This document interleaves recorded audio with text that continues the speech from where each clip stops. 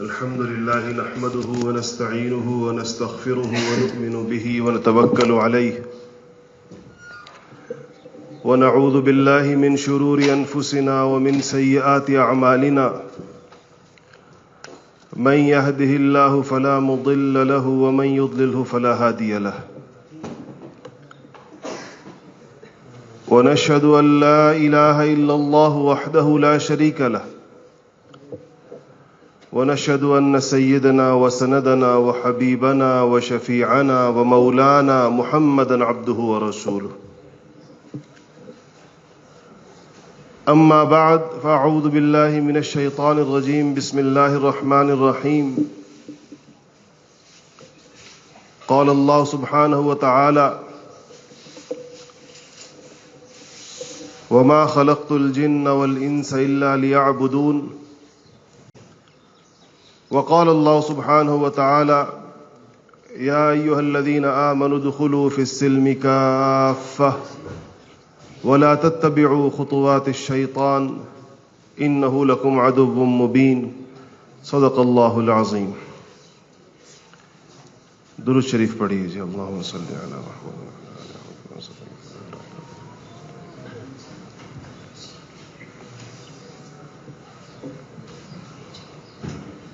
میرے محترم بھائیوں، دوستوں، معزز بزرگوں، بہت ہی مبارک مہینے کے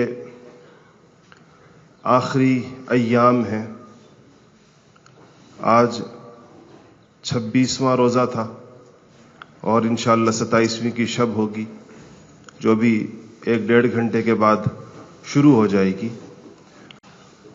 اور اپنے فضائل کے اعتبار سے یہ رمضان المبارک کی سب سے قیمتی ترین رات ہوتی ہے. یوں تو رمضان کے آخری عشرے کی پورا رمضان شریف اس کی ہر رات قیمتی ہے، آخری عشرے کی ہر رات بہت قیمتی ہے، لیکن خود 27ویں کے بارے میں بعض مستقل روایات آئی ہیں جس سے پتہ چلتا ہے کہ یہ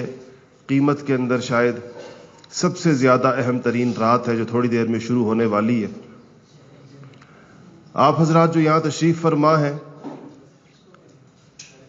ان میں وہ لوگ بھی ہیں جنہوں نے شعبان سے اپنے چلے کا آغاز کیا تھا اور آج ان کا چلہ مکمل ہو رہا ہوگا. ایسے لوگ بھی ہیں جو کچھ رمضان شریف کے لیے تشریف لائے تھے، رمضان کے شروع کے اندر آ گئے تھے، 1 دن پہلے آئے تھے. ایسے لوگ بھی ہیں تشریف فرما جو آج چونکہ یہاں ختمات ہوں گے، بہت سارے قرآن پاک ختم ہوتے ہیں مختلف جگہوں کے اوپر، مرکزی تراویح بھی ہو رہی ہوتی ہے اور دیگر جگہوں پر بھی،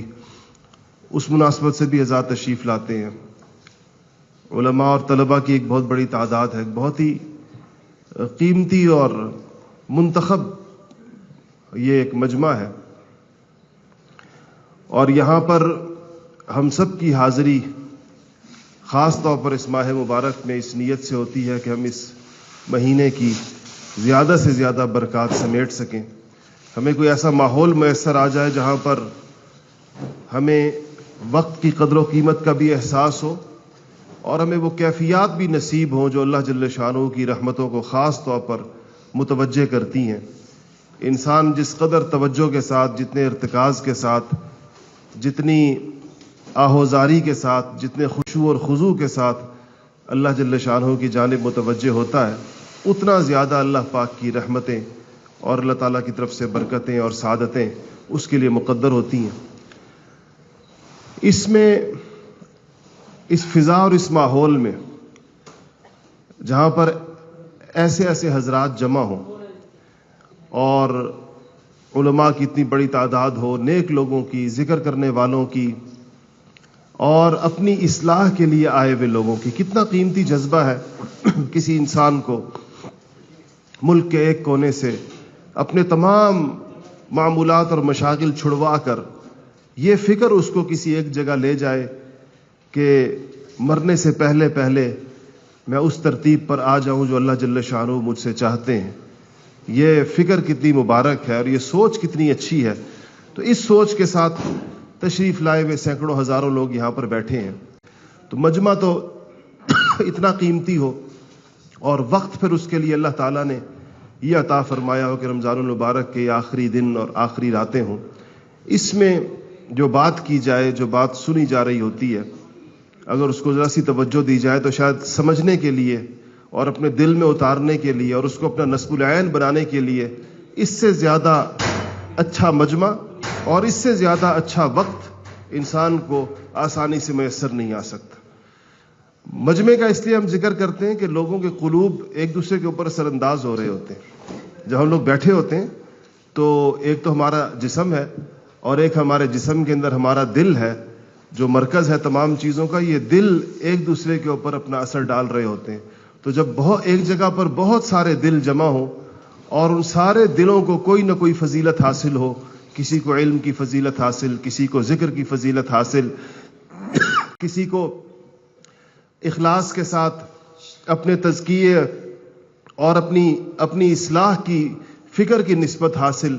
تو یہ چیز اس پورے ماحول کے اوپر اثر انداز ہو رہی ہوتی ہے، پورے ماحول کے اوپر اس کا ایک اثر چھایا ہوا ہوتا ہے۔ اس فضا کے اندر کوئی بات سمجھنا، اپنے دل کے اندر اس کو اتارنا، اس کو اپنی زندگی کا نصب العین بنانا اور اس ہدف کو سامنے رکھ کر اپنی زندگی کو گزارنا، یہ انسان کے لیے آسان ہو جاتا ہے۔ یہی کی یہی بات اگر بازار کے اندر کی جائے تو اس کا اثر کوئی اور ہوگا۔ یہی بات کسی پارک کے اندر کی جائے جہاں پر چند لوگ بیٹھ کے سن رہے ہوں، باقی لوگ کھیل رہے ہوں، باقی لوگ کوئی تماشا دیکھ رہے ہوں، تو اس بات کا اثر کچھ اور ہوگا۔ تو اس لیے میرے بھائی اور دوستوں، مختصر سی بات ہوگی اور اس سے انشاءاللہ امید ہے کہ اللہ تعالیٰ سب سے پہلے کہنے والے کو، کہ وہ سب سے زیادہ محتاج ہوتا ہے، اور پھر ہم سب کو اس بات کی ایک فکر بھی نصیب فرمائیں اور اس کا فہم اور سمجھ بھی نصیب فرمائیں کہ ہم سارے لوگ یہاں پر جو جمع ہوتے ہیں اور وقتاً فوقتاً ہوتے رہتے ہیں، اور پورا سال یہاں پر ایک ترتیب چل رہی ہوتی ہے، لوگ یہاں پر بھی تشریف لاتے ہیں، پھر پورے ملک کے اندر الحمدللہ اجتماعات ہوتے ہیں اور مراکز قائم کیے گئے ہیں، اور مجالس پورے ملک کے اندر، بیرون ملک دنیا کے بہت سے ملکوں کے اندر جو ہو رہی ہیں، اس ساری چہل پہل کا، اس ساری نقل و حرکت کا، اس سارے کام کا، اس کے مقاصد کیا ہے، اور اس سے ہمیں کیا چیز درکار ہے ہم سب کو، کہ کیا چیز، اس سے کیا نتیجہ کیا حاصل ہونا چاہیے، جس کے لیے اتنے بڑے وسیع پیمانے کے اوپر آپ کو یہ ساری مشقت نظر آتی ہے۔ تو میرے بھائی اور دوستو، یہ بات ہم میں سے کسی شخص کے لیے بھی نئی نہیں ہوگی اور نہ اس نے پہلی دفعہ سنی ہوگی۔ یہاں ہمارے یہاں جتنی بات ہو رہی ہوتی ہے اس میں کوئی نئی بات تو ہوتی نہیں، آپ حضرات ہر سال تشریف لانے والے لوگ سنتے ہیں، اور یہاں دن میں تقریباً 2 بیانات تو کم از کم ہوتے ہیں، باقی اوقات کے اندر گفتگو چل رہی ہوتی ہے، 2 مستقل بیان ہوتے ہیں، صبح 11:30 بجے ہوتا ہے، کس وقت ہوتا ہے۔ تو آپ سب نے جو حضرات زیادہ وقت سے یہاں پر تشریف فرما ہے، آپ نے محسوس کیا ہوگا کہ بات ایک ہی ہوتی ہے ساری، اسی ایک بات کو مختلف انداز میں اس لیے کیا جاتا ہے کہ تاکہ کسی کا پس منظر مختلف ہوتا ہے، کسی کا ذہن مختلف ہوتا ہے، کسی کی سوچ مختلف ہوتی ہے، کہ ہر ایک کی سمجھ کے اندر وہ بات آ جائے، جتنے لوگ آئے ہوئے سب کو وہ بات سمجھ میں آ جائے۔ اسی لیے اس بات کو الٹ پھیر کر کے وہ ایک ہی بات ہے جس کو بار بار دہرایا جاتا ہے، کہ انسان جس کو اللہ جل شانہ نے 2 آیتیں میں نے آپ کے سامنے پڑھی ہیں، اللہ جل شانہ نے انسان کو دنیا کے اندر بھیجنے کے بعد ایسے فضول نہیں چھوڑ دیا کہ اس کو یہ پتہ نہ ہو کہ مجھے دنیا کے اندر اللہ پاک نے کس لیے بھیجا، کہ وہ اللہ جل شانہ نے اس کو اس کے مقصد زندگی کے بارے میں بڑا واضح اور 2 ٹوک ارشاد فرمایا کہ میں نے انسانوں کو بھی اور جنوں کو بھی اپنی عبادت کے لیے پیدا کیا، اور عبادت کا مطلب مکمل بندگی کے لیے پیدا کیا ہے، کہ گویا یہ انسان اپنی پوری زندگی، اس زندگی کے اندر یہ جتنے بھی کام کرتا ہے، جو اس کی ضرورت ہو، جو اس کے لیے کرنے جائز ہو، جس کی اللہ پاک کی طرف سے اس کو اجازت ہو، جو بھی اس کا طرز زندگی ہے، جو اس کا طرز حیات ہے، جتنی چیزوں کے ساتھ بھی اس کا واسطہ پڑتا ہے، اللہ جل شانہ اس انسان سے یہ چاہتے ہیں کہ یہ اس کے ہر مرحلے پر اللہ تعالیٰ کے احکامات کا پاس رکھے گا،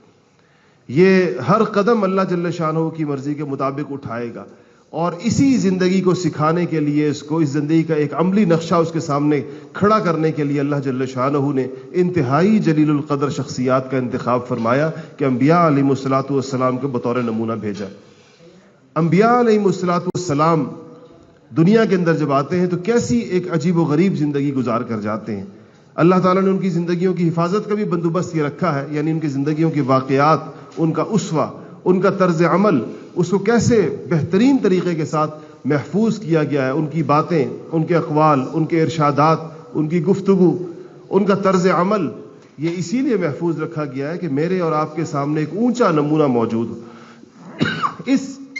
خیال کے ساتھ موجود ہو کہ یہ بھی گوشت پوست سے بنے ہوئے انسان ہیں، درجات ان کے بے انتہا بلند ہیں، مرتبے ان کے انتہائی اونچے ہیں، لیکن اللہ جل شانہ نے ان کو پیدا اسی انسانی جسمانی ساخت کے ساتھ کیا ہوتا ہے جس کے ساتھ ہمیں پیدا کیا گیا. اسی طریقے سے وہ دنیا میں اسی ترتیب سے آئے ہوتے ہیں جس ترتیب سے دنیا کے سارے انسان آتے ہیں،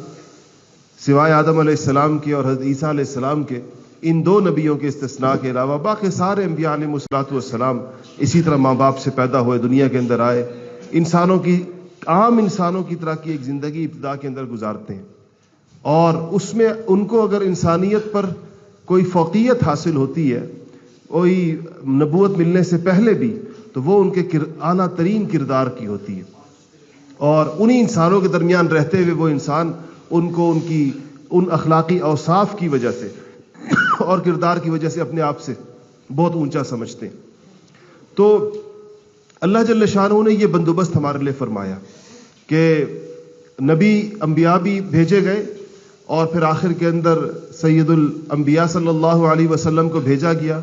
کتابیں اللہ تعالیٰ نے بھیجیں، اور اس آخری کتاب کی حفاظت کا اللہ پاک نے بندوبست فرمایا. اور پھر انبیاء علیہ السلام کی تیار کردہ جماعت، وہ پورے عالم کے اندر اس کو منتشر فرمایا. دنیا کے ملکوں کے اندر، کونوں کے اندر وہ لوگ گئے، جہاں وہ لوگ خود کسی جگہ براہ راست نہیں پہنچ سکے تو پھر آگے ان کے تربیت یافتہ لوگ پورے عالم کو اس عالمگیر دعوت نے اور اس محنت نے اور انبیاء علیہ السلام کے اس طرز زندگی نے اپنے گھیرے کے اندر لے لیا. دنیا کا کوئی گوشہ آج ایسا نہیں بچا، دنیا کا کوئی ملک آج ایسا نہیں بچا، دنیا کی کوئی بستی آج ایسی نہیں بچی جو یہ کہے کہ مجھ تک یہ پیغام نہیں پہنچا، جو یہ کہے کہ ہمیں نہیں پتا کہ اسلام کس کو کہتے ہیں، یہ کون سا دین ہے، کون لے کر آیا تھا. آج آپ دنیا کے کونے کے اندر اسفار کرنے والوں سے پوچھیں، ہماری یہ تبلیغی جماعتیں، اللہ تعالیٰ ان کے فیض کو مزید عام فرمائے، یہ سارے عالم کے اندر جاتی ہیں. آپ ان سے پوچھیں کہ دنیا کے ملکوں کے کونوں اور ایسے آخری انتہاؤں کے اندر وہاں پر جا کر بھی دیکھیں تو وہاں نہ صرف مسلمان ہوں گے، اپنے طرز معاشرت کے ساتھ ہوں گے، اپنے ایمان اور عقیدے کے ساتھ ہوں گے، اپنے طرز حیات کے ساتھ ہوں گے، قرآن اور سنت کی تعلیمات کے ساتھ ہوں گے. میرے چچا زاد بھائی کی تشکیل ایک زمانے کے اندر 1.5 سال کی جماعتیں جایا کرتی تھیں، تو وہ 1.5 سال کی جماعت کے اندر ان کی تشکیل افریقہ کے ایک انتہائی دور دراز ملک کے اندر ہوئی، اور جماعت بھی پیدل تھی، وہ پیدل جماعتیں کہلاتی تھی. تو وہ کہنے لگے کہ ہم اس طرح جماعت میں گئے اور ایک جنگل قطع کیا، اور پھر علاقہ پیدل چل رہے تھے، اور سڑکیں بھی نہیں تھیں، اور پھر بھی دور دراز پہاڑوں کے آگے بستیاں تھیں. اور وہاں جا کر ہم جب کسی بستی میں پہنچتے، ہماری تشکیل وہاں اس لیے ہوئی تھی کہ وہاں مسلمان رہتے تھے، اور وہاں مسلمانوں کی بستیاں تھیں، ان کے مدارس تھے، ان کی مساجد تھیں. ہم اس کو دیکھ کر حیران ہوتے تھے کہ یا اللہ، تیرے نبی پاک صلی اللہ علیہ وسلم کا پیغام یہاں بھی پہنچا ہے. اور ان لوگوں کے اسلام کا زمانہ اتنا قدیم تھا کہ انہیں پتہ ہی نہیں تھا کہ ان کے آباء و اجداد کب مسلمان ہوئے. وہ کوئی ایسا متمدن معاشرہ نہیں تھا کہ جہاں پر سارے اسباب ہوں. انہیں یہ پتہ ہی نہیں کہ کتنی صدیاں پہلے یہ پیغام ہم تک پہنچا تھا. اور آج بھی وہاں پر، یعنی اس دور کے اندر رسل و رسائل کے اعتبار سے انتہائی ترقی یافتہ زمانہ جو اپنے عروج پر ہے، جس کے اندر یہ نقل و حمل کی ترقیات، اس دور کے اندر وہ کہتے ہیں کہ ہمارے لیے وہاں پہنچنا اتنا دشوار، اور آج کل کے مروج اسباب وہاں پر موجود بھی نہیں تھے، اور اسلام وہاں پر پہنچا ہوا تھا، دین وہاں پر پہنچا ہوا تھا ان لوگوں کے لیے. یہ اللہ جل شانہ کی جانب سے ایک بندوبست ہے، ایک عالمگیر ہدایت پورے عالم کے لیے. تو میرے عزیزوں اور دوستوں، اس میں جو چیز اللہ جل شانہ ہم سے جس کا مطالبہ جب عبادت کا کہا جاتا ہے، بندگی کا کہا جاتا ہے، اس عبادت اور بندگی پر آنے کے لیے انسان کو اپنے اندرون کی اور اپنے باطن کی، اپنے دل کی اور اپنے دماغ کی ایک خاص تربیت درکار ہے. وہ تربیت یہ ہے کہ اس انسان کو اس بات کا پتہ چلے، اور یہ زندگی کے ہر مرحلے کے اوپر جب اس کے سامنے یہ چیز آتی ہے، ہر قدم پر اس کے سامنے آتی ہے کہ وہ کچھ کرنا چاہتا ہے، کسی چیز کی طرف کوئی عمل کرنا چاہتا ہے، اس کے اعضاء و جوارح کسی چیز کے اندر مشغول ہونا چاہتے ہیں، اس وقت اس کے سامنے دو چیزیں کھڑی بھی ہوتی ہیں، ایک اللہ جل شانہ کا حکم، نبی پاک صلی اللہ علیہ وسلم کا طریقہ اور آپ کی سنت، آپ کا طرز عمل، دوسری طرف ایک شیطان کی ترغیب، دوسری طرف اس کے نفس کی خواہش، دوسری طرف اس کے اندر سے ایک اور آواز بھی بعض اوقات اس کے ساتھ آ رہی ہوتی ہے، کوئی وقتی فائدہ منفعت جس کی طرف اس کی طبیعت للچا رہی ہوتی ہے۔ یہ جو دو راہا ہے، اس پر انسان اپنے ایک دن کے اندر سینکڑوں ہزاروں دفعہ اس پہ کھڑا ہوتا ہے آ کر، کیونکہ جب بھی کوئی کام کرنا چاہے گا تو اس کے سامنے دو شکلیں موجود ہوں گی۔ اب اس کے باطن کو اور اس کے اندر کو یہ تربیت درکار ہے، اور اس کو اپنے اعضاء و جوارح کے اوپر، اپنے جسم کے اعضاء کے اوپر وہ کنٹرول درکار ہے کہ جب بھی دن کے اندر بیسیوں سینکڑوں ہزاروں بار وہ اس صورتحال سے دوچار ہو تو اس کا دل اس کے جسم کو اور اس کے اعضاء کو اور اس کی سوچ اور اس کے فکر کو اور اس کے اعتقاد اور اس کے عقیدے کو اللہ جل شانہ اور نبی پاک صلی اللہ علیہ وسلم والے رستے پر چلائے، نہ کہ نفس اور شیطان کے رستے پر اس کو چلنے دے۔ یہ سب سے زیادہ پیش آنے والی چیز ہے۔ دیکھیں دنیا میں ہمیں اللہ تعالیٰ نے بہت سی چیزیں عطا فرمائی ہیں، کوئی چیز کبھی کام آتی ہے، کوئی چیز کبھی کام آتی ہے، کوئی چیز ساری عمر کام نہیں آتی ہے۔ یہ چیزیں انسانوں کے پاس موجود ہوتی ہیں۔ دنیا سے جانے والے لوگوں کا کبھی آپ جائزہ لیں کہ ان کے پاس کیا کیا کچھ تھا، اس میں سے کتنی چیزیں ان کے کام آئیں اور کتنی چیزیں ساری عمر ان کے پاس رہیں، ان کی ملکیت میں رہیں، مگر ان کے کام نہیں آئیں۔ ہمارے یہاں جب لوگ فوت ہوتے ہیں تو لوگ یہ تبصرے کرتے ہیں لوگوں کے اوپر کہ فلانا بندہ اتنی مشقت کی زندگی گزار گیا اور موت بھی اس کو آ گئی، حالانکہ اس کی ملک کے اندر یہ کچھ موجود تھا، لیکن اس سے اس نے فائدہ نہیں اٹھایا، اس سے فائدہ اسی قسمت میں نہیں تھا کہ اس سے کوئی راحت اس کو پہنچتی، اس سے کوئی آرام اس کو پہنچتا، اس سے کوئی چیز اس کو پہنچتی۔ لیکن یہ تزکیے کی نعمت ایسی عجیب و غریب نعمت ہے کہ اس کی راحت اور اس کا فائدہ انسان کو 24 گھنٹے پہنچتا رہتا ہے، 24 گھنٹے، یعنی ورنہ یہ باقی چیزوں پر بھی انسان محنت کرتا ہے۔ میں یہ عرض کر رہا ہوں کہ ہماری جو محنتیں اور وقت لگ رہا ہوتا ہے، مثلا دکان پہ لگ رہا ہے اور کاروبار پہ لگ رہا ہے اور ملازمت اور نوکری پر لگ رہا ہے، تو اس کے نتیجے میں ہمیں کچھ فوائد چاہیے ہوتے ہیں، وہ فوائد ہمارے ذہن میں ہوتے ہیں جب بھی ہم وقت لگاتے ہیں اس کے اوپر۔ ایک نوجوان اپنا کیریئر بناتا ہے ایک ملازمت کے اندر تو اس کے ذہن میں کچھ فوائد ہوتے ہیں، کچھ منافع ہوتے ہیں۔ ایک کاروباری آدمی صبح سے شام تک اپنے کاروبار میں اپنے آپ کو فنا کر دیتا ہے، اس کے اندر کچھ فوائد اس کے پیش نظر ہوتے ہیں۔ تو لیکن وہ فوائد بعض اوقات ملتے ہیں، بعض اوقات نہیں ملتے، اور حقیقت یہ ہے کہ اگر آپ صحیح استقراء کریں، صحیح سروے کریں تو اکثر فوائد نہیں ملتے، اکثر اوقات ایسے فوائد نہیں ملتے۔ ایک صاحب کا ایک ملک کے بہت بڑے عہدے دار تھے، بہت بڑے عہدے پر تھے، جس عہدے پر جانے کے بعد لوگ سمجھتے ہیں کہ بس اب یہ اونچا ترین عہدہ ہے، اس ملک کے اندر کوئی ہاتھ نہیں لگا سکتا۔ ان کے داماد ایک مقدمے کے اندر ماخوذ ہو گئے اور وہ بڑے ہی اتنی پریشانیوں سے گزرے کہ جیسے کوئی عام مزدور بھی شاید اتنی پریشانیوں سے نہ گزرے۔ تو لوگ یہ تبصرے کر رہے تھے ہمارے دوست احباب کہ اس عہدے کا کیا فائدہ ہوا، اتنے بڑے عہدے تک یہ پہنچا لیکن اپنے خاندان کے افراد کو ان آزمائشوں سے ہی نہیں بچا سکا۔ جو آزمائشیں ایک عام آدمی پر بھی آتی تو جو اس کی بے بسی کا عالم ہوتا، وہ اس بندے کی بھی بے بسی کا وہی عالم تھا جو اتنے بڑے عہدے کے اوپر تھا۔ تو گویا کہ اس عہدے سے جو جاہ مطلوب تھی، اس عہدے سے جو مشکلات اور پریشانیوں سے نجات کا ذہن تھا، وہ کام نہ آیا وقت کے اوپر۔ ایسے ہی آپ دیگر چیزوں کے فوائد دیکھتے ہیں۔ تزکیہ اللہ جل شانہ کی طرف سے ہمیں عطا کردہ اگر کسی کو عطا ہو جائے، اتنی بڑی نعمت ہے کہ 24 گھنٹے زندگی کے اندر بھی، اور اس زندگی پر چونکہ آخرت کی زندگی مرتب ہو رہی ہوتی ہے، آپ کو اس کا فائدہ ہر لمحے کے اندر محسوس ہوگا، ہر قدم کے اوپر۔ جب آپ کا قدم غلط سمت سے ہمارا قدم ٹھیک جگہ پر اٹھے گا تو اس کی بنیاد وہی تزکیہ ہوگا جو کیا گیا ہوگا، اس کی بنیاد وہ تربیت ہوگی جو ہمارے کام آ جائے گی۔ اور ہمارے سامنے بڑی بڑی چیزیں مزین کر کے بھی آ جائیں، شیطان اپنے پورے جال کو بچھا دے ہمیں اس میں گھیرنے کے لیے، لیکن یہ تزکیے کی جو نعمت ہے اور یہ تزکیے کی جو تربیت ہے یہ ہمیں اس سے بچائے گی۔ اتنی بڑی غیر معمولی نعمت ہے اللہ پاک۔ یہاں جو لوگ آتے ہیں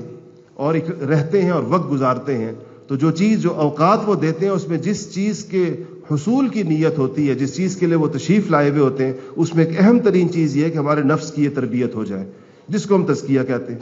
اور جو اس کے نتیجے میں جو کیفیت حاصل ہوتی ہے اس کو ہم کیفیت احسان کہتے ہیں۔ ایک خاص قسم کی انسان کو اللہ جل شانہ کی عظمت کا ایک ایسا عجیب و غریب استحضار ہو جاتا ہے کہ وہ جب عبادت کر رہا ہوتا ہے، عبادت سے مراد چاہے وہ براہ راست عبادات کر رہا ہو یا بالواسطہ عبادات کر رہا ہو، کوئی عمل بھی وہ کر رہا ہو،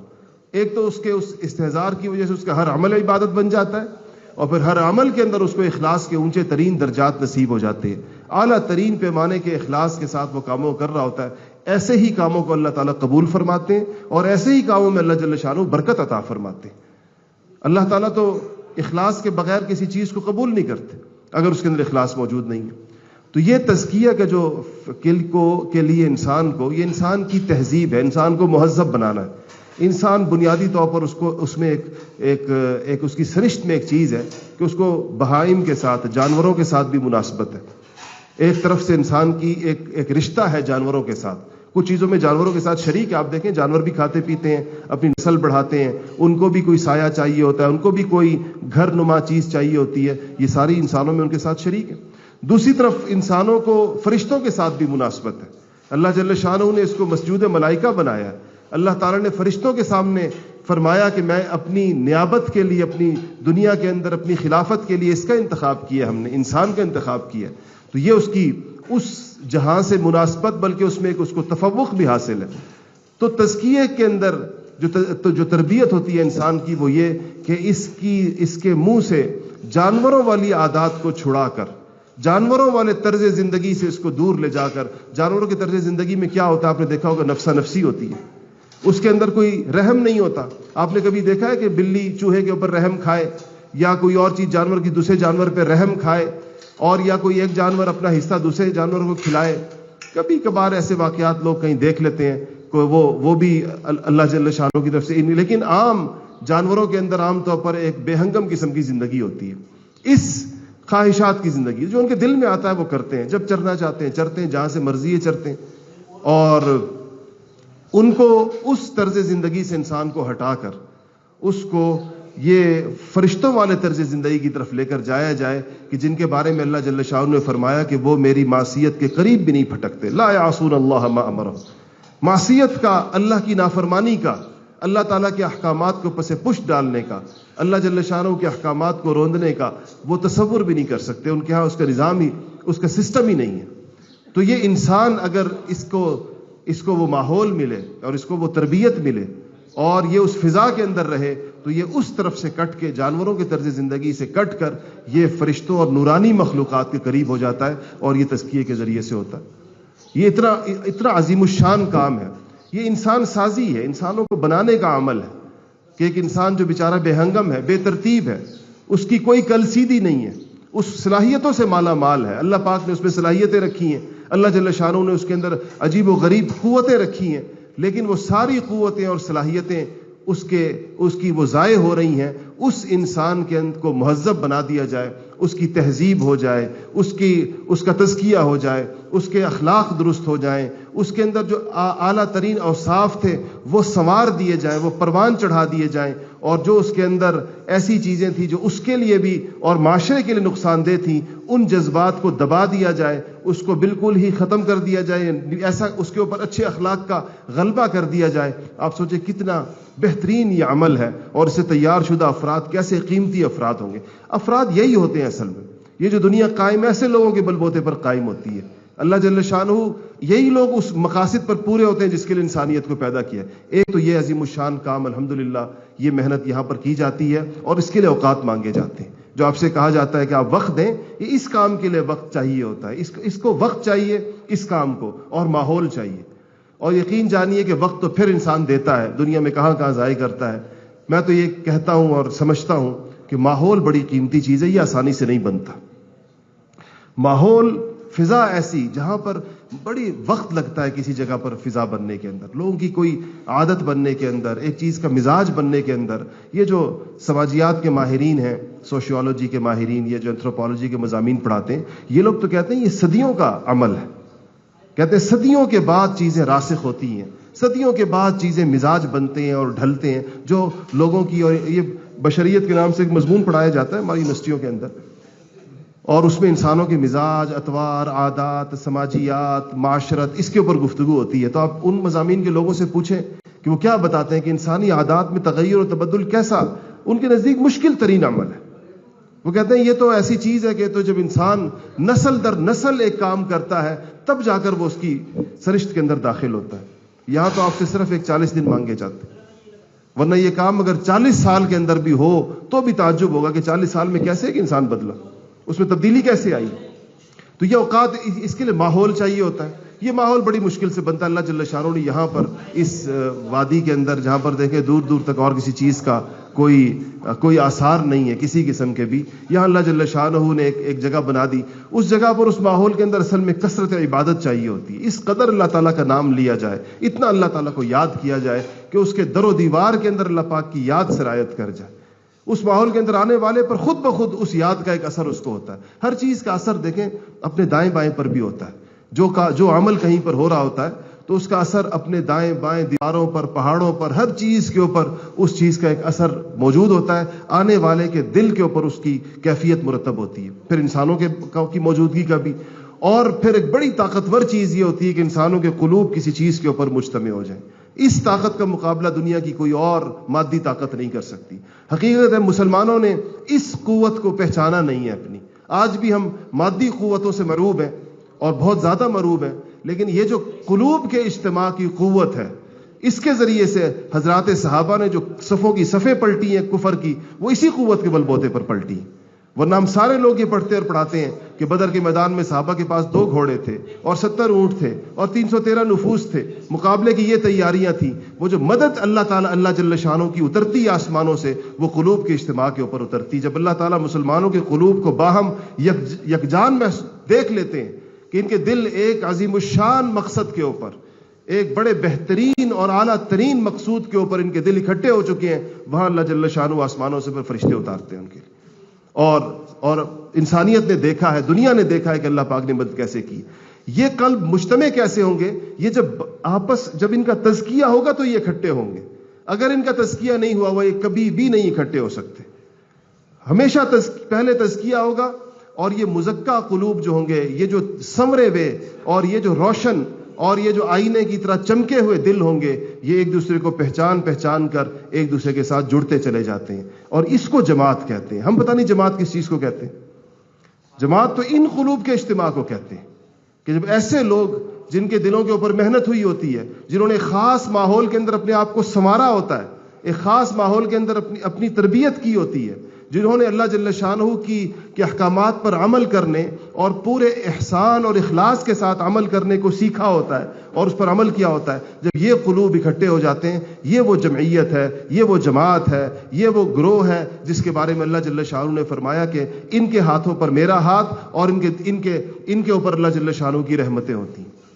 اور حضرات صحابہ کرام اس کا سب سے بڑا اسوہ اور نمونہ دنیا کے سامنے موجود ہے. کن ملکوں سے آئے تھے، کس پس منظر کے لوگ تھے، کیسے ان کی مختلف چیزیں تھیں. رسول اللہ صلی اللہ علیہ وسلم کی محنت کے نتیجے کے اندر کیسی ایک شاندار جماعت اس کے نتیجے کے اندر تیار ہوئی. سارے فرق مٹ گئے. کسی کو نہیں پتا چلا کہ یہ سلمان فارس سے آئے تھے اور سہیب روم سے آئے تھے، بلال حبش سے آئے تھے، یہ قریشی ہے، یہ انصاری ہے، یہ اوس سے ہے، یہ خزرج سے ہے، یہ یہودیت سے اسلام کی طرف آئے، یہ عیسائیت سے اسلام کی طرف آئے ہیں. یہ سارے بتانے رنگ و بو ٹوٹ کر ایک جمعیت کے اندر جس چیز میں ان کے اندر اکٹھا ہوا وہ رسول اللہ صلی اللہ علیہ وسلم کا فیض صحبت تھا. پھر اللہ تعالیٰ نے اس مختصر جماعت جب یہ تیار ہو گئی تو اللہ اس کے کرشمے پھر کیسے انسانیت نے دیکھے یا نہیں دیکھے، تاریخ نے دیکھے یا نہیں دیکھے، اس چشم فلک نے دیکھے یا نہیں دیکھے کہ کیا اس دنیا کے اندر کیسے حیران کر دینے والے واقعات. مورخین انگشت بدندہ ہیں، ان کے قلم اور ان کی زبانیں، ان کے ہاتھ اور ان کی انگلیاں ان کی زبانوں کے نیچے ہیں کہ اس چھوٹی سی جماعت نے اس 40 50 60 70 سال کے عرصے میں اس عرب کے صحرا سے اٹھی ہوئی دعوت کو کیسے دنیا کے کونے کونے کے اندر پہنچا دیا اور کس طریقے سے پہنچایا، کس قوت کے ساتھ پہنچایا، کیسے لوگ تیار کیے. کیا افریقہ کے جنگلوں کے اندر جو لوگ تیار کیے یا ماوراء النہر کے اندر اور یہ وسطی ایشیا کی ریاستوں کے اندر وہ سارے کے سارے ایسے لگتے جیسے ایک کارخانے کے اندر تیار شدہ کوئی چیز.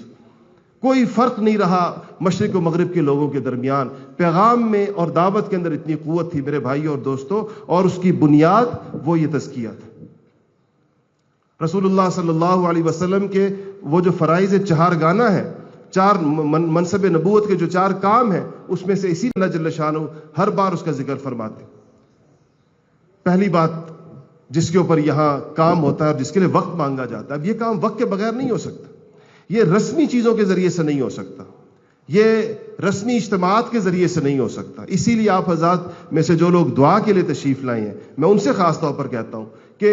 دعا کے لیے آنا بہت مبارک بات ہے. دعا تو جہاں جتنا بڑا مجمع ہوگا, جتنا نیک مجمع ہوگا, دعائیں اتنی زیادہ قبول ہوں گی. مجھے اس میں کوئی کلام نہیں کہ یہاں دعا بڑی بابرکت ہے, اس میں آنا بھی چاہیے, اور اس کی دعائیں, اس میں قبولیت کے امکانات بہت زیادہ ہیں, بہت قبولیت کے اسباب جمع ہیں. لیکن اس پر اکتفا مت کریں کہ آپ کہیں کہ میں دعا میں شرکت کر کے چلا جاؤں گا تو انشاءاللہ آپ کی دعائیں اللہ جل شانہ ہم سب کی دعاؤں کو قبول فرمائے. لیکن تزکیے کی عظیم الشان نعمت سے اعراض نہیں کرنا چاہیے, اور یہ نہیں سمجھنا چاہیے کہ یہ عمل بغیر وقت دیے اور بغیر ماحول میں آئے ہوئے, بغیر تربیت پائے یہ نعمت حاصل ہو جائے گی. ایسے نہیں ہوتا, عادت اللہ نہیں ہے. باقی اللہ جل شانہ کسی کے ساتھ کیا معاملہ فرماتے ہیں انسان تو اس پہ کچھ نہیں کہہ سکتا, لیکن عادت اللہ نہیں. اللہ تعالیٰ کی سنت نہیں ہے کہ انسان اس محنت کے بغیر سنور جائے, اپنے اوپر محنت کیے بغیر سنور جائے, اپنے اوپر کام کیے بغیر سنور جائے. تو پہلی چیز یہ. دوسری چیز میرے بھائیوں اور دوستوں وہ یہ ہے کہ رسول اللہ صلی اللہ علیہ وسلم کو اللہ جل شانہ نے آخری نبی بنا کر بھیجا, آخری کتاب آپ کو عطا فرمائی, اور اعلان فرما دیا کہ اب قیامت تک, ابد الآباد تک اب اور نبی کوئی نہیں آئے گا, کتاب کوئی نہیں آئے گی. قرآن کے اندر تمام آسمانی کتابوں کی خیروں کو اللہ پاک نے جمع فرما دیا. تمام آسمانی کتابوں کا عطر اور خلاصہ اللہ کے پیغامات جو آدم علیہ السلام کے بعد سے لے کر آج تک آ رہے تھے, اس کا عطر قرآن پاک میں اللہ جل شانہ نے جمع فرما دیا اور اس کے اوپر سلسلے کو بند فرما دیا. رسول اللہ صلی اللہ علیہ وسلم کو ایک ایسا جامع دین عطا فرمایا کہ اس کا بہت بڑا فرق یہ رہا دیگر ادیان کے ساتھ, آسمانی مذاہب کے ساتھ, کہ پہلے زمانے کے بدلنے سے, انسانوں کے طبیعتوں میں اور ان کے مسائل اور ان کے تقاضوں کے بدلنے سے اللہ جل شانہ انبیاء بھی دیگر بھیجا کرتے تھے. ایک نبی کا دور گزرا, لوگوں میں تبدیلی تغیر واقع ہوا, اور انسانی عادات میں کوئی تبدیلی ہوئی, کچھ ہوئی, تو اللہ جل شانہ نے جو نیا نبی بھیجا اس کی شریعت کے فروعی احکامات کے اندر رد و بدل فرما دیا. اس رد و بدل وہ انسانوں کے موافق کر دیا, اس انسانوں کے لیے آسان کر دیا اس کو. کچھ پچھلی شرائع کی بعض اوقات سختیاں اگلوں کے لیے نرم کر دی. یہودیت کے فروعی احکامات میں اگر کوئی چیز ایسی تھی جو اگلے لوگوں کے لیے مشکل ہو تو عیسائیت کے لیے اللہ جل شانہ نے اس کو تبدیل فرما دیا جب عیسیٰ علیہ السلام کو شریعت دی. اصولی پیغام نبیوں کا ایک رہا ہمیشہ, اصولی دعوت نبیوں کی ہمیشہ ایک رہی. نبی پاک صلی اللہ علیہ وسلم کو ایسی جامع معنی تعلیمات عطا فرمائیں کہ قیامت تک چاہے زمانے میں جتنی تبدیلی آ جائے, انسانی تمدن جس قدر بھی ترقی کر لے اور تغیر کے جتنے مراحل سے بھی گزر جائے, رسول اللہ صلی اللہ علیہ وسلم کا دین اس کی رہنمائی کے لیے, اس معاشرے کی قیادت کے لیے, اس کی سیادت کے لیے, ہمیشہ کے لیے اس کو اللہ پاک نے تیار کر کے بھیجا. اس میں یہ صلاحیت رکھ دی ہے کہ یہ ہر قسم کے تغیر و تبدل کی قیادت کرے گا. کچھ بھی بدل جائے لیکن اس دین کے اندر اتنی وسعت اور اتنی جامعیت ہے. اب جو لوگ اس دین کے نام لیوا ہیں, جو لوگ اس دین کے ساتھ وابستہ ہیں, ان کی سب سے بڑی ذمہ داری یہ ہے کہ وہ اس دین کا حلیہ بگڑنے نہ دیں. وہ اس دین کی جامعیت کو, اس کی اس آفاقیت کو, اس کی اس ہمگیریت کو, اس کو اگر مسلمانوں نے محدود کر دیا اور اس کو اگر مسلمانوں نے اپنے مزاج, اپنی طبیعتوں اور اپنے محدود اور کوتاہ علم کے مطابق اس کے اندر کوئی قطر بیونت کی, قطع برید کی, اس کے کسی ایک جز کو کل قرار دے دیا, اس کے کسی ایک شعبے کو پورا دین قرار دے دیا, تو یہ اس عظیم الشان نبوت کے ساتھ اور اس عالمگیر آفاقی پیغام کے ساتھ اور رسالت محمدی صلی اللہ علیہ وسلم کی جامعیت کے ساتھ یہ ایک بہت بڑا ظلم ہوگا. یہ بہت بڑا ظلم ہوگا کہ آپ نے انسانیت کے سامنے اس دین کی جامعیت کی روح کھینچ دی اور اس انسانیت کے سامنے اس کا ایک پہلو رکھا, اس کا ایک گوشہ رکھا, اس کا ایک شعبہ رکھا, اس کی ایک شاخ رکھی, اور اس کے درمیان تفاضل کو یا اس کے درمیان اس کے بڑھانے اور چڑھانے کو اپنی طبیعتوں کے مطابق اس کے فیصلے کیے. تو اس کا مطلب یہ ہوا کہ اس امانت کے اندر خیانت کی جو ہمارے ذمے تھی کہ ہم انسانیت تک اس دین کو اس طریقے کے ساتھ پہنچائیں گے جیسے یہ محمد عربی صلی اللہ علیہ وسلم کے غلاموں سے ہوتا ہوا ہم تک پہنچائے. یہ بار امانت ہے ہمارے کندھوں کے اوپر, اور سب سے بڑی امانت ہے. اس سے بڑی امانت اور کیا ہوگی کہ کسی کے کندھے پہ رسول اللہ صلی اللہ علیہ وسلم کے دین کی امانت پڑی ہو, کہ یہ اس نے انسانیت کو پہنچانی ہے، لیکن اس کے اندر کوئی اس نے کمی بیشی نہیں کرنی۔ اس کے اندر تو اللہ جل شانہ نے مزید نبیوں کی تشریف آوری کو گوارا نہیں فرمایا۔ ختم نبوت کا مطلب یہ ہے کہ اور نبی کوئی نہیں آئے گا۔ نبی پاک صلی اللہ علیہ وسلم کی نبوت پر تو اللہ جل شانہ نے خاتمہ فرما دیا کہ اب یہ بات بالکل ایسے رہے گی، اس کو کوئی اور آدمی بدلے یا اس کو پورا نہ پیش کرے، مکمل نہ پیش کرے، اس کے سارے احکامات نہ بیان کیے جائیں۔ کچھ چیزوں کے بیان کے اوپر انسان اپنی زبان مروڑ لے، اس کے اوپر انسان کسی ایسے طریقے کے ساتھ اس کو بیان کرے کہ جس سے اس کا حق ادا نہ، اس شعبے کا، اس علم کا، اس علم کی اس شاخ کا یا اس حکم کا اللہ جل شانہ کے۔ میرے بھائیوں اور دوستو، یہ ظلم ہوگا۔ جہاں جو ذہن دیا جاتا ہے اور جو دعوت دی جاتی ہے اور جو تربیت دی جاتی ہے اور جو تعلیم دی جاتی ہے، وہ اس بات کی ہے کہ رسول اللہ صلی اللہ علیہ وسلم کے کامل دین کو بیان کیا جائے گا۔ پورے دین پر عمل کرنے کی بھی دعوت دی جائے گی۔ یہ دعویٰ کرنا تو بہت مشکل ہے کہ ہم پورے دین پر عمل کرتے ہیں، لیکن پورے دین پر عمل کرنے کی کوشش کی جائے گی۔ یہ تو کوئی بھی دنیا میں نہیں کہہ سکتا کہ میں پورے دین پر عامل ہوں، لیکن پورے دین کا بیان کرنا اور اسی طریقے سے بیان کرنا جو اس کی حیثیت ہے، پورے دین کی دعوت دینا، پورے دین کی تعلیم کرنا، اس کی تعلیم دینا، پورے دین پر عمل کی دعوت دینا اور پورے دین کے اوپر کھڑا ہونے کا عزم کرنا اور عزم لینا، یہ یہاں کے ہمارے نظام تربیت کا حصہ ہے۔ اس میں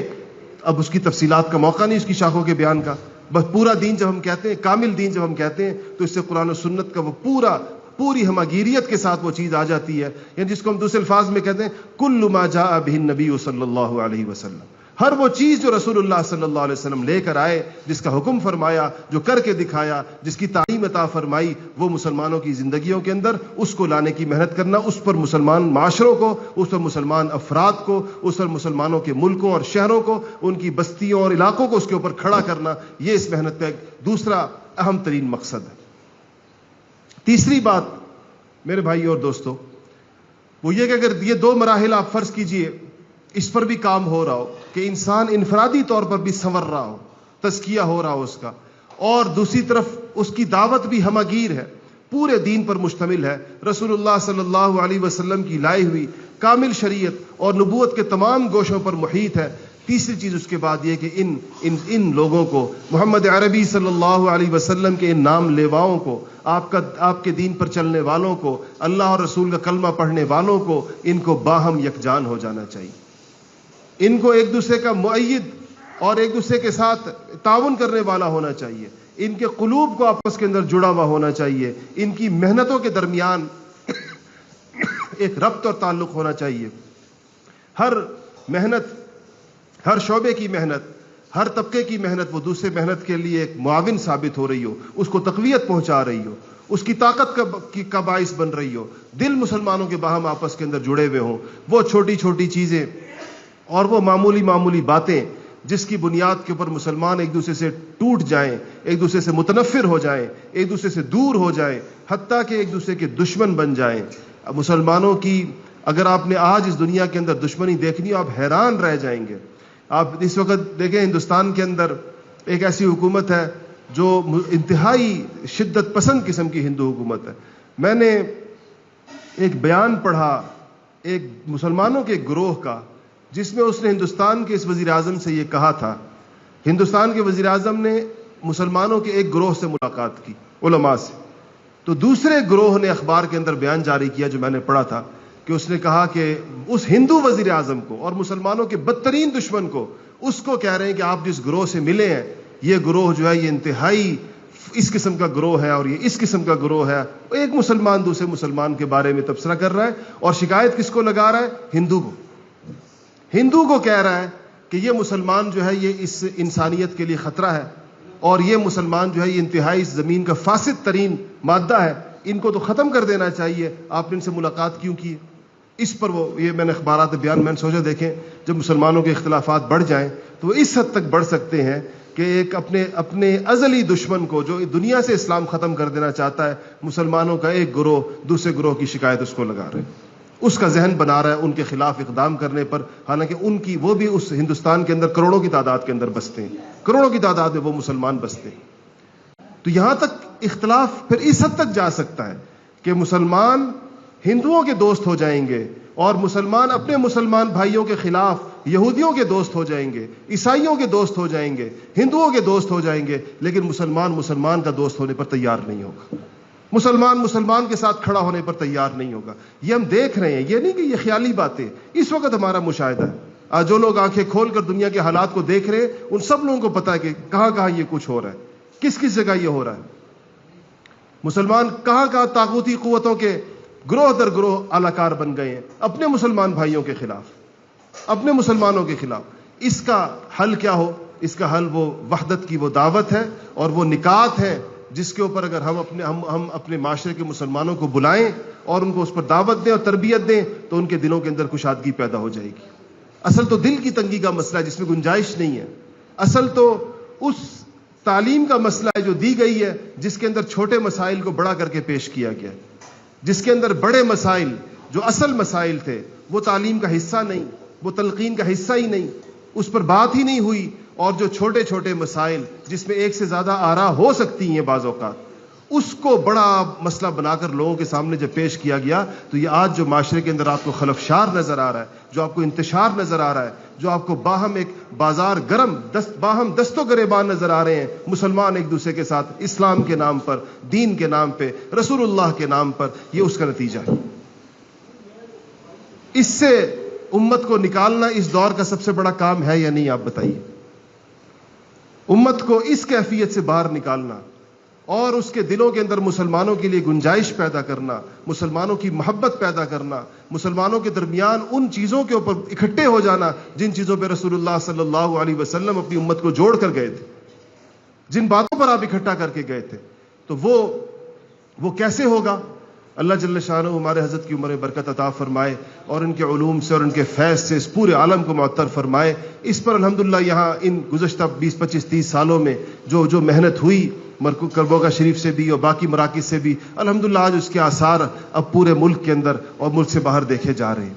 4 باتیں اس پہ حضرت، میں مختصر انداز میں، وقت ختم ہو گیا اور میں نے بہت چاہا کہ اس بات کو بہت ہی مختصر کروں کہ 4 چیزیں اس کے اندر ہے۔ میں خاص طور پر یہ بات علماء کے سمجھنے کی ہے اور مدارس کے طلبہ کے سمجھنے کی ہے اور عوام الناس کو پھر اپنے علماء کی ماننی چاہیے۔ بہت سے لوگوں کو شاید چونکہ وہ مدارس یا خاص مذہبی ماحول سے وابستہ نہیں ہوتے، ہمارے کالج یونیورسٹیوں کے نوجوان، تو وہ اس کی بعض تفصیلات کی وجہ شاید نہ سمجھ پائیں، لیکن اہل علم جو حضرات مدرسوں سے وابستہ ہیں یا جو علماء کی صحبت میں بیٹھتے ہیں، وہ خود اس کی پشت، ہر بات کی پشت پر جو اختلافات کا ایک وسیع بازار ہے، وہ اس اشارے سے اس کو سمجھ جائیں گے۔ وہ سمجھ جائیں گے کہ یہ وہ بنیادی نقطہ ہے جس کے پیچھے ایک خلفشار اور پھٹن کی دنیا آباد کر دی گئی ہے۔ اگر اس نقطے کے اوپر لوگوں کو لے آیا جائے تو وہ سارے کے سارے شگاف بند ہو جائیں گے جو اس امت کے اندر پیدا کیے گئے۔ پہلی چیز اس میں یہ ہے کہ ہم میں سے ہر بندے کو پتہ ہے، ہر مسلمان کا یہ عقیدہ اور اس کا ایمان ہے کہ ہمارے عقیدے کی اساس اور بنیاد وہ توحید، اللہ جل شانہ کی وحدانیت ہے ذات و صفات کے اندر۔ اللہ تعالیٰ سے سب کچھ ہونے کا یقین ہے کہ جو کچھ کائنات میں ہے اللہ جل شانہ کر رہے ہیں، اس کو توحید کہتے ہیں۔ اس پر بہت تفصیل سے گفتگو کی جاتی ہے، کتابیں توحید کے اوپر لکھی گئی ہیں، قرآن پاک کا مرکزی مضمون ہے، ہزاروں آیتیں اس کے اوپر شاہد عدل ہیں۔ یہ توحید مسلمانوں نے اس کا بیان بھی کرنا ہے، اس کے اوپر آنا بھی ہے، اس کو اپنے عقیدے کا حصہ بھی بنانا ہے اور اسی کو اپنے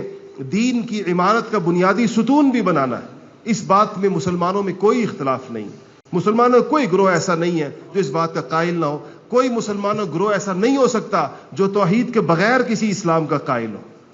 جو یہ کہے کہ ہم اسلام تو مانتے ہیں توحید نہیں مانتے۔ آپ نے آج تک سنا ہے کوئی ایسا مسلمان کوئی نہیں ہوگا، وہ مسلمان نہیں ہوگا جو کہے کہ تو اس پر تو مسلمانوں کا اتفاق ہے، کلمۃ المسلمین متفق ہے اس کے اوپر کہ یہ ہماری اساس ہے اور یہ ہماری بنیاد ہے، اس کے اوپر ہمارے پورے دین کی عمارت کھڑی ہے۔ لیکن توحید کے بیان کے اندر جب بے احتیاطی کی جائے اور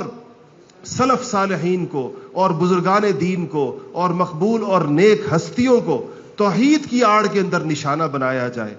اور ان کی توہین کی جائے اور ان کو ان کے مرتبے سے گرانے کی کوشش کی جائے اور ان کے بارے میں نازیبا اور بے ادبی کے الفاظ کہے جائیں، تو پھر اس توحید سے اللہ جل شانہ کا وہ تعلق جو درکار ہے وہ حاصل ہوگا یا انتشار حاصل ہوگا؟ ایسی توحید اگر اس پیرائے کے اندر بیان کی جائے گی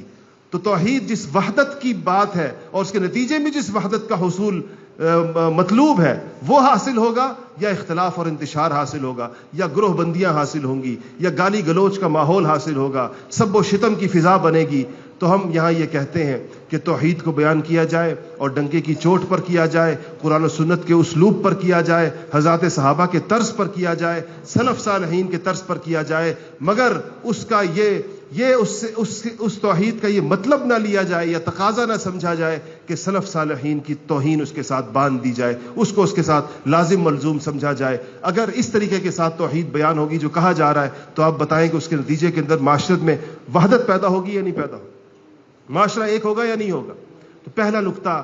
لوگوں کو, امت کو اکٹھا کرنے کا یہ, آپ اس پر اپنی مسجدوں پر محنت کریں, آپ اس پر حضرات علماء اپنے طبقات کے اندر محنت کریں, جماعتوں اور تنظیموں میں محنت کریں, اپنے دورہ تفاسیر کے اندر, اپنے دورہ حدیث کے اندر, اپنی درسگاہوں کے اندر اس نقطے کو آپ کھولیں اور بیان کریں. آپ دیکھیں وحدت پیدا ہوتی ہے نہیں پیدا ہوتی. اس کو علمی دلائل سے مزید مزین کر کے بیان کرے حضرات علماء. اس پر کتنی آیتیں پڑھی جا سکتی ہیں, اس پہ کتنی احادیث بیان کی جا سکتی, سلف صالحین نے کتنے واقعات اس کے اوپر آ سکتے ہیں. یہ اہل علم کے بیانات کا ایک موضوع ہے,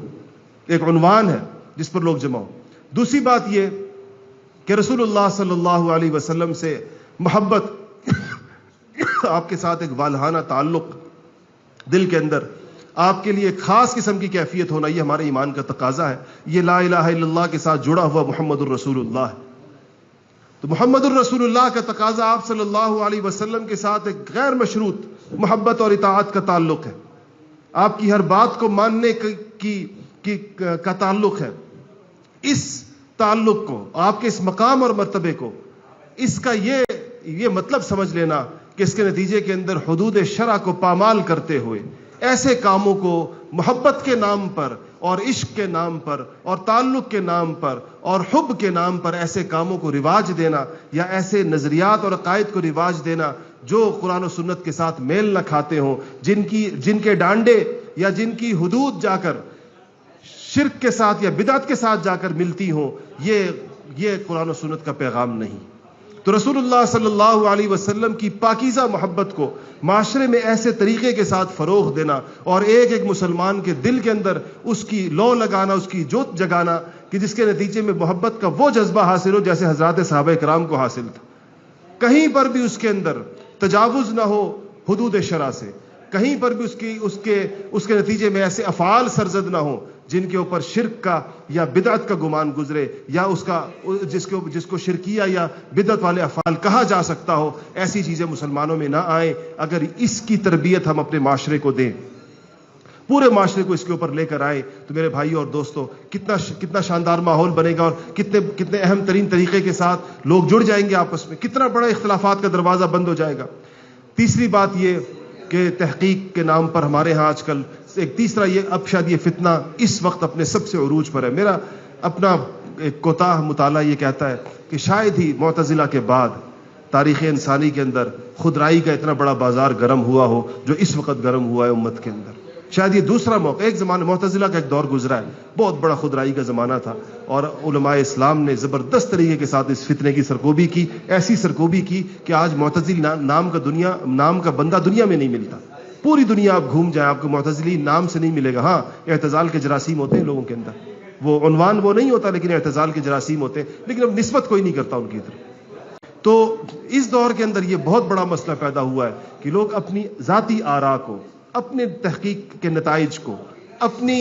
ریسرچ کے نتیجے کو, اپنی کسی بات کو یہ اصرار کرتے ہیں کہ یہ قرآن و سنت, میری رائے,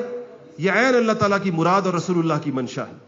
جو میرا خیال ہے. اگر فرض کیجئے ہر انسان کو یہ اختیار دے دیا جائے, یا کسی بھی انسان کو یہ اختیار دے دیا جائے, تو آپ بتائیں کہ یہ امت کیا کبھی جڑ سکتی ہے؟ اس میں تو جتنے لوگ ہوں گے, جتنے اہل علم ہوں گے, سب کی اپنی اپنی رائے ہوگی, اور سب کی اس کے بارے میں, اور چھوٹے چھوٹے گروہ وجود کے اندر آئیں گے. تیسری بات یہ ہے کہ تحقیق ہوتی رہے, قرآن و سنت کے اجتہادی مسائل کے اوپر اہل علم اپنی آراء پیش کرتے رہیں، اپنی محنت کرتے رہیں. یہ ایک طریقہ ہے جو ہمیشہ سے چلتا چلا آیا ہے، کبھی بھی بند نہیں ہوا. 1400 سال میں کب علماء اسلام نے کہا ہے کہ ہم جدید مسائل کے اوپر رائے نہیں دیتے یا ہم جدید مسائل پہ تحقیق نہیں کرتے؟ آج بھی وہ کر رہے ہیں. نیا سے نیا مسئلہ اب دنیا میں اٹھتا ہے، علماء کی اس کے اوپر آراء آتی ہیں، علماء اس کے جائز ناجائز ہونے کے فیصلے فرماتے ہیں. تو اس قسم کے اجتہادی امور جتنے بھی ہیں، اس میں اپنی رائے کے اوپر یہ سختی نہ اختیار کی جائے کہ میں جو کچھ کہہ رہا ہوں یہ حرف آخر ہے اور یہ عین قرآن کی گویا آیت کا بس واحد مصداق ہے اور یہ عین سنت کا واحد پیغام ہے. اگر اس خود رائی سے امت کے اہل علم طبقات کو نکال دیا جائے اور ان کے پیروکاروں کو بھی نکالا جائے کہ وہ ایسی خود ساختہ آراء کے پیچھے قرآن و سنت سمجھ کر اس کے پیچھے نہیں لگیں گے اور قرآن و سنت والی اہمیت اس کو نہیں دیں گے، تو یہ ایک تیسرا بڑا شگاف ہے جو اس امت کے اندر بند ہو جائے گا. چوتھا اور آخری یہ ہے کہ جو دین کے مختلف شعبے ہیں، مختلف طریقوں سے اللہ پاک دین کا کام لوگوں سے لے رہا ہے. تعلیم و تعلم کے ذریعے لے رہا ہے، دعوت کے ذریعے لے رہا ہے، ارشاد و احسان کے ذریعے لے رہا ہے، مختلف جہاد فی سبیل اللہ، اللہ کے رستے کے اندر لڑنا اور کفار کے سامنے سینہ سپر ہو جانا، یہ سارے دین کے مختلف احکامات اور شعبے ہیں. ان میں سے کسی حکم، کسی شعبے، دین کے کسی حصے، کسی گوشے کو دوسرے کے ساتھ تقابل کے انداز اور تفاضل میں نہ پیش کیا جائے. ایک دوسرے سے بڑھائے چڑھانے کی کوشش نہ کی جائے. یہ نہ کہا جائے کہ میں جس کام کو کر رہا ہوں یہ سب سے افضل ہے، باقی سارے کاموں نہ بھی ہوں تو کچھ نہیں ہوتا. یہ ہو رہے ہیں لیکن کوئی فائدہ نہیں ہوگا، ان سے نتیجہ مرتب نہیں ہوگا. نتیجہ اس سے مرتب ہوگا جو میں کر رہا ہوں. تو میرے بھائی اور دوستو، دین کے شعبوں میں اس تقابل کو نہ کیا جائے، یہ لوگوں کی تربیت کی جائے. بے شک وہ کسی ایک شعبے میں کام کرے، ہر انسان اپنی صلاحیت کے بقدر کام کرے گا. کوئی ایک شعبے میں کرے گا، کوئی شعبے کے بھی کسی جز کے اندر کرے گا، کوئی اس جز کے بھی کسی جز میں کرے گا، لیکن وہ ایمان اور عقیدے کے اعتبار سے، نظریے اور سوچ کے اعتبار سے وہ پورے دین کا قائل، پورے دین کو وہ قرآن و سنت کی ترتیب کے مطابق مانے. قرآن و سنت نے جس چیز کو جو مقام اور مرتبہ عطا فرمایا ہے وہ اس بات کو تسلیم کرے کہ میرے دل کے اندر بھی ہر چیز کا مقام و مرتبہ وہی ہے جو قرآن و سنت کے اندر موجود ہے، کہ وہی ہمارا، اس میں ڈنڈی نہ مارے، اس میں آگے پیچھے نہ کرے، اپنے مزاج اور اپنے ذوق کے تابع نہ کرے دین کو اور شعبہ دین کو، اور اپنی محنتوں کے تابع نہ کرے. یہ چار چیزیں اگر اس کی ہم محنت کریں معاشروں کے اوپر، لوگوں کے اوپر، تو میرے بھائیو اور دوستو، اس سے وہ امت کے انشاءاللہ جڑ جانے کی پوری امید ہے. اور جب امت جڑ جائے گی، پورے دین کا جھنڈا اس کے ہاتھ پر ہوگا اور ہر فرد تزکیے کے عمل سے گزرا ہوا ہوگا، تزکیے کی تربیت سے گزرا ہوگا، تو انشاءاللہ امید ہے کہ اس سے وہ معاشرہ بنے گا جو اللہ جل شانہ انسانوں سے چاہتے ہیں، اور جو اللہ نے فرمایا کہ یا ایھا الذین آمنوا ادخلوا فی السلم کافہ، یہ اللہ تعالیٰ کے پورے دین کے اندر داخل ہونے کا رستہ ہوگا. اور جو فرمایا کہ وما خلقت الجن والانس الا لیعبدون، تو یہ عبادت کے تقاضے انشاءاللہ اس طریقے سے پورے ہوں گے. اللہ جل شانہ مجھے اور آپ کو عمل کرنے کی توفیق نصیب فرمائے، اور یہاں پر زیادہ سے زیادہ اوقات کے لیے آ کر ان چیزوں کی تربیت پا کر پھر پورے عالم کے اندر اس محنت کو کرنے کی توفیق نصیب فرمائے. وآخر دعوانا الحمدللہ رب العالمین.